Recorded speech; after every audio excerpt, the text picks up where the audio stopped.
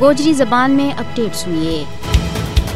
بھارت کے زیر تسلط جموں کشمیر میں حیدر پورہ فرضی جھڑپ تو بعد ضلع کولگام میں غاصب بھارتی فوج نے اور 5 بے گناہ کشمیریوں کی جان لے لی۔ اس طرح تسلسل کے نال گزشتہ 13 دنوں میں شہید ہونے والا کشمیریوں کی تعداد 9 تک جا پہنچی ہے۔ اگر 1989 تو ہن تک کو اعداد و شمار دیکھے جائے تو درندہ صفت بھارتی فوجیوں نے ناکردہ جرائم کی پاداش میں 95,900 کشمیریوں نے ابدی نیند سوال دیتو ہے، جڑو بھارتی بربریت کو کھلو ثبوت ہے۔ جعلی مقابلہ میں کشمیریوں نے شہید کرنا مودی کا اس مضمون منصوبہ کو حصہ ہے جس کے تحت کشمیر کی مسلم آبادی کو خاتمہ کرنا ہے۔ آج ہی نہیں بلکہ گزشتہ 7 دہائیاں تو کشمیری قوم بھارت کا وحشیانہ ظلم و جبر کو مقابلہ کر رہی ہے۔ بھارتی غاصب فوج کشمیر میں انسانیت کے خلاف گراونا جرائم کو ارتکاب کر رہی ہے، اور ستم ظریفی یہ ہے کہ ان شہیدان کی لاش بھی انہاں کا لواحقین کے سپرد نہیں کی جاتی تاکہ وہ مناسب طریقہ نال انہاں نہ دفنا سکیں۔ غاصب درندہ صفت فوج شہیدان کی لاشاں نہ دور دراز کا مقامات پر چپ نال دفنات ہے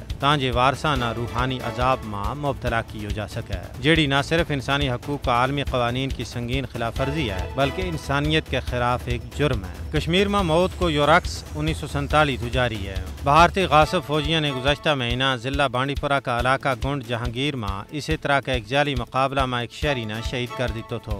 سن 2000 کا پتھری بال اور 2010 کو مچھل جعلی مقابلوں بھارتی فوجیوں کے ہاتھوں بہیمانہ قتل کی واضح مثال ہے۔ پتھری بال میں شہید کیا جان والا بندہ پر غاصب فوج نے یہ الزام عائد کیا تھا کہ وہ چھٹی سنگھ پورہ کا 35 سکھاں کا قتل میں ملوث تھا۔ حالانکہ مذہبی منافرت پیدا کرنے واسطے غاصب فوج نے امریکی صدر بل کلنٹن کی آمد پر خود 35 سکھاں خون میں غسل دے دیتا تھا۔ یہ تمام صورتحال عالمی برادری واسطے چشم کشا ہے۔